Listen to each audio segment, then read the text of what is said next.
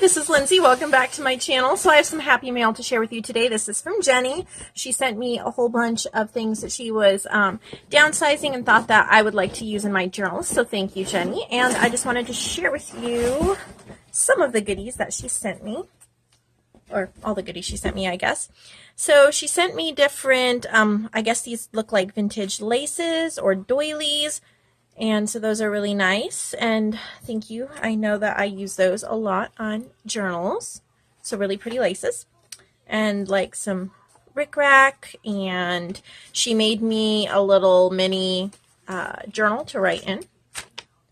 You can see there. And, oh, I think that tag fell out of the journal. And then a whole bunch of postcards, like vintage, I think they're 1970, 77. So yeah, they're still vintage. Some of them are written on, which is really neat, and some of them aren't.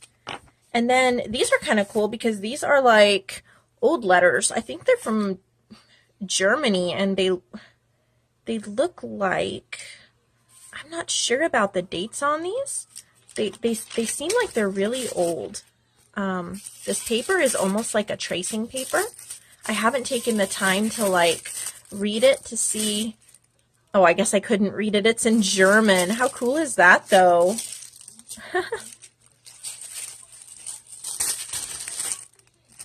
That's really, really pretty handwriting, the blue on this tracing paper.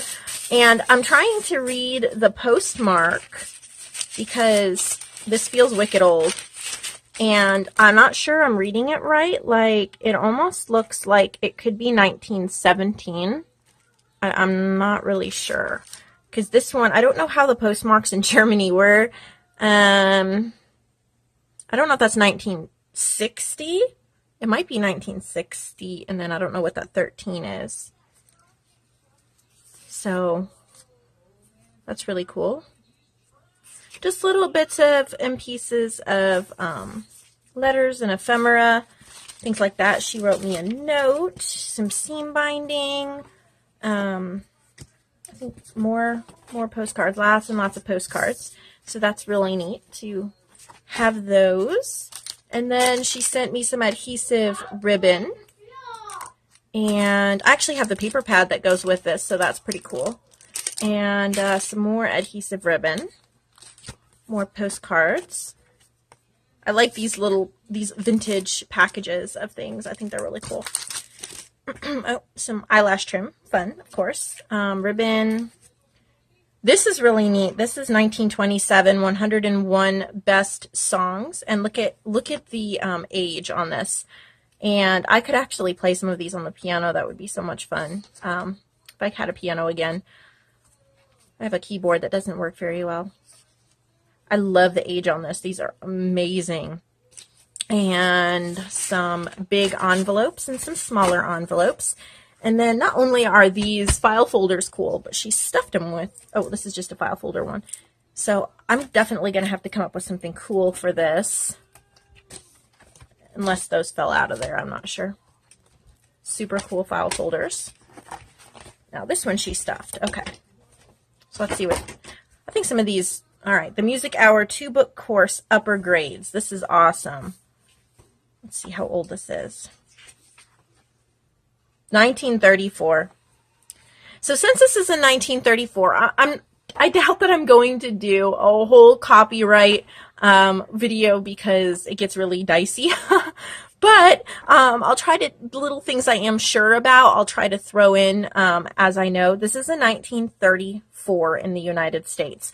So this is copyrighted, which means I can use these pages in a journal to sell, but I have to use the actual page. I cannot scan it and make copies of it and, you know, yeah.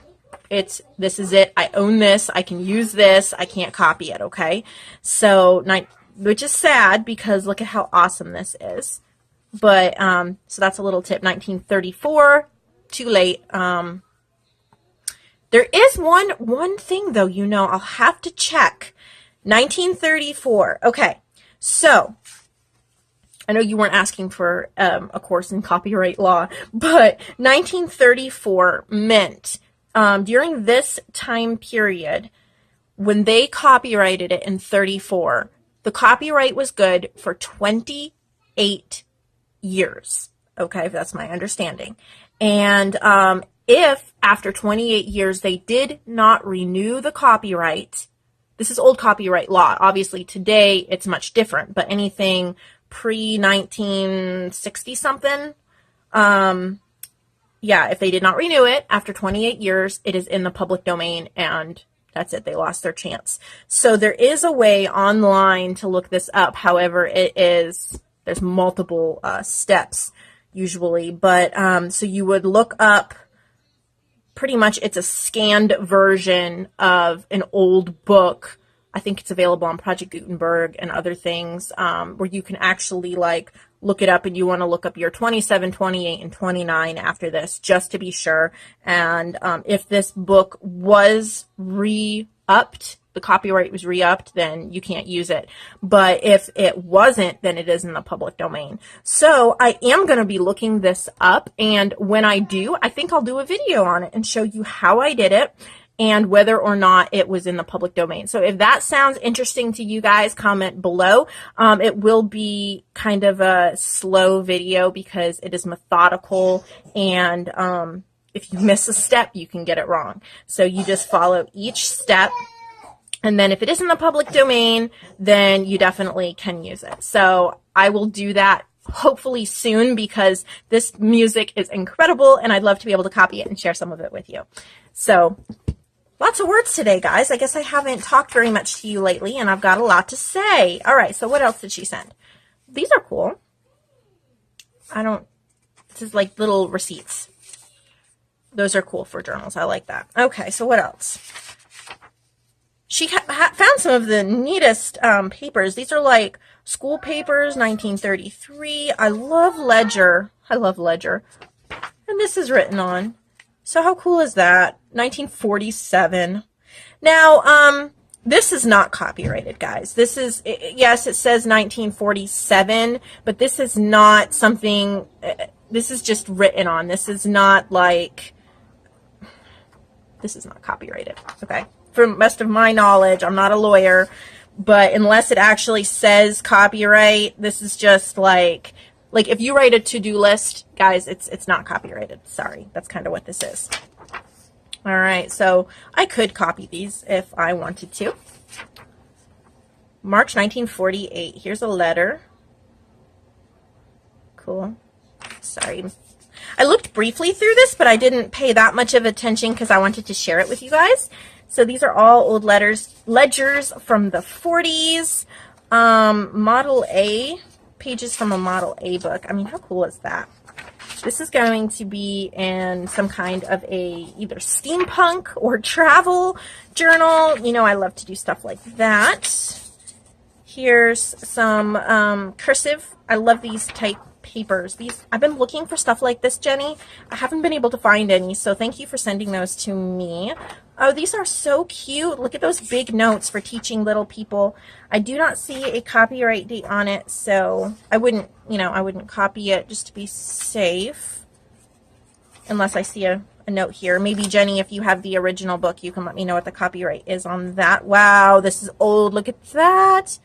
Let's see if we can find a date. The arrangement copyright 1919, which, if this was, yeah, this has got to be America, because Foster, Old Folks at Home, this is American. So this should be in the public domain, because here's another little tip. If it is in America, but 1922 or before, you can use it. No questions asked. Doesn't matter what anybody else says. It's public domain. If it is overseas, that includes Great Britain, Europe, anything else, then that date is earlier. It's 1909.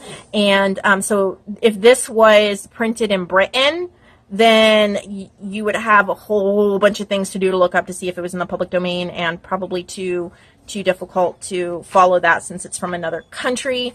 But since this is American, Dixieland, yeah, this is definitely America, Robert E. Lee, this would be in the public domain. So that's awesome. I'm trying to just give you my thought process here, because I see all the time people write things like, oh, if it says free, if it says vintage, I can use it, right? No. I mean, yes, you can use the actual pages, but you can't copy it unless you do a ton more research.